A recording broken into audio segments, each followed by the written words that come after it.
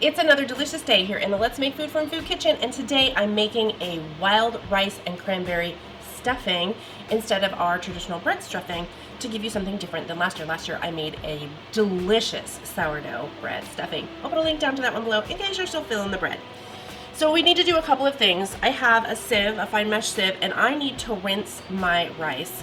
I have about 4 cups of water here. I'm gonna go ahead and put that in my pot and start that heating up while I rinse my rice. Why are we rinsing our rice? Anybody? Caroline in the back? We rinse our rice to get rid of any particles that are left over from when they processed it.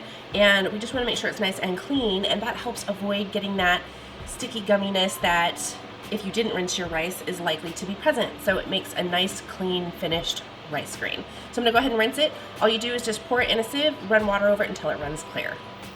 Okay, the water is boiling in my pot. I've got my rice rinsed. I've got a couple of teaspoons of, that's just sea salt, that I've put in there, and now I'm gonna add my rice. Okay, I'm gonna get it all in there. Bring this to a boil again, and then we're gonna reduce it to a simmer, and we're gonna simmer it while stirring occasionally for 35-45 minutes. We're looking for the rice to be soft and tender, and it'll start to split in its shell, its sheath. Wild rice is eaten all over the place. United States, China, but less so in China, more here in the United States, and of course other parts of the world, but primarily here. There's northern wild rice, and Texas wild rice, and that's what I have a blend here from. This is the American Farmed Nature's Blend. It has aromatic purple, red, and brown rice in it. Sustainably farmed, thank you very much. And it says that we allow nature to blend this unique combination from their aromatic purple, red, and traditional brown rices, and their varieties grow together in a field, allowing natural cross-pollination from wind, honeybees, and other pollinators to create more than just a mixed bag of rice. I really like that.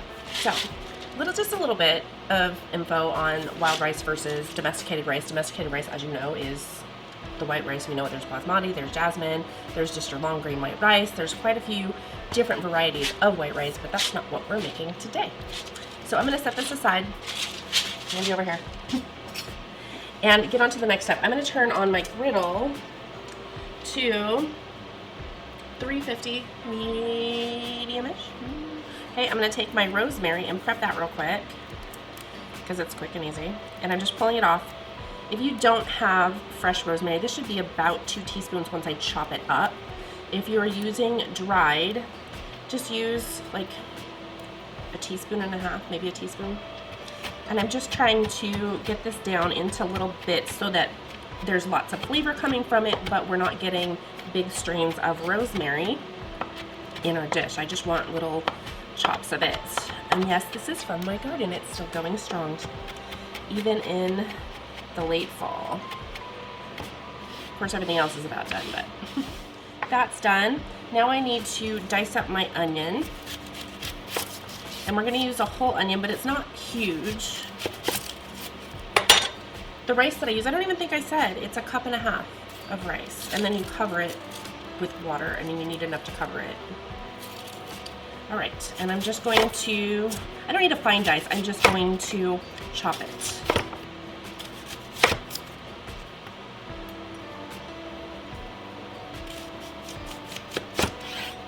Okay, now this is starting to get warm, so I'm gonna go ahead and put in my 2 tablespoons of olive oil and get that heating up.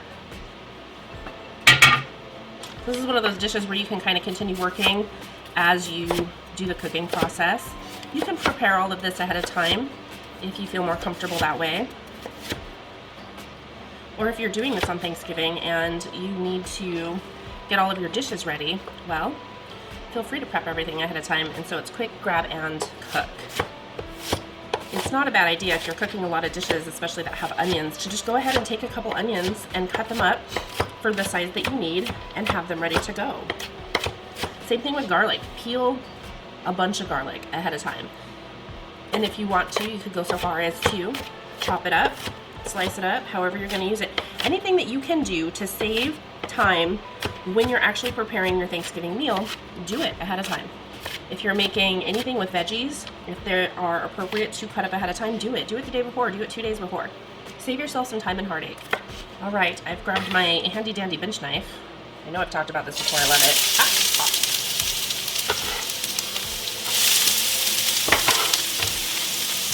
Get yourself one of these if you do a lot of cooking. This one happens to have measurements on it, which I have found useful more than one time. Put it down to about 300. I don't want to burn anything.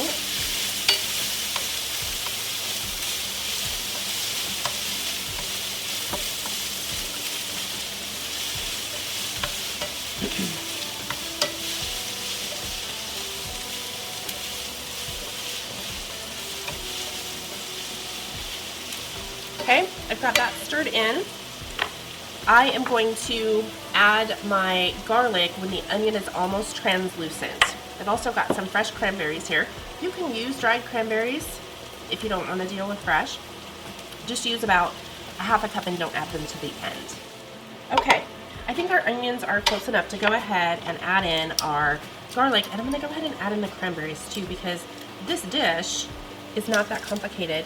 Once our rice is done, we're going to drain it in our sieve again. I wouldn't recommend a colander because most colanders, the holes in them are too big and your rice will fall into your sink and then you'll go, no! Don't be frustrated. Don't be frustrated. Okay, that's in, and I'm going to go ahead and add my cranberries and my rosemary, and then I'm going to cover this. Why am I covering it? Anyone? Anyone? Because cranberries, as they cook, they start to explode. That's right, they blow up. You can wait to do this until your rice is done. I choose not to do that because I want the rosemary to really release its flavors. Rosemary is one of those herbs that is a long-term cook. It can stand up to time. There's other herbs that you use, such as basil and things like that, that you need to add towards the end of your cooking so that the flavor lasts, because if you add something like basil at the beginning, it's not going to hold up and your flavor is not going to come out. So that's why I add the rosemary now. I want it to kind of infuse with the onions and everything else. I'm going to cook this for just another minute or two. I'm going to probably add a tablespoon of water. For those cranberries, I don't want anything to dry out. So here we go. Here's about a tablespoon of water. I'm just going to put that in there. And I'm just going to cook it for a couple of minutes, and then I'm going to turn it off. When my rice is done and draining, I'll turn this back on, and then I'm going to add this and a few other things, and we'll finish it up. It's really not that complicated of a dish. My rice is done. Most of the water cooked out of it, but I'm going to go ahead and drain it anyway. So I'm going to get my sieve. I'm going to take this lid off. I'm going to go ahead and turn this back on so it's ready for me. All right, this is drained. My pan came back up. I'm just going to pour this right on in there. Okay. We're going to need to stir it all together.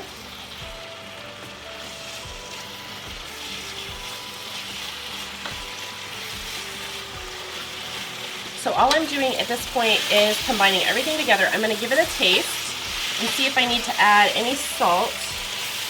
And I'm just making sure everything is nice and warm before I serve it. Because remember, you've already cooked your garlic and your onion and your cranberries. So, we'll just grab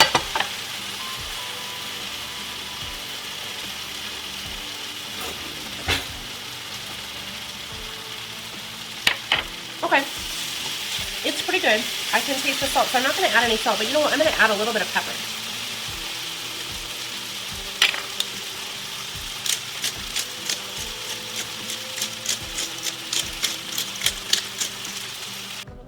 Using fresh cranberries gives it such a